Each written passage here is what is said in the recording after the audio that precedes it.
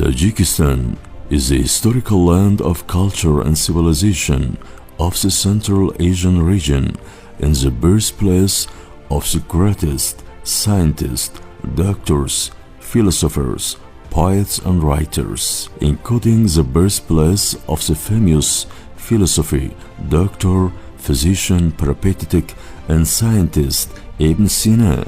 Ibn Sina, or in the Western world under the name of Sina, was born into a Tajik family and served humanity. The Tajik state, the Samanians at the time in the Central Asian region, were the guardians of culture and civilization for the Arab and Islamic countries of the Middle East and the world, and all of Avicenna's books written in Arabic and Tajik Persian languages.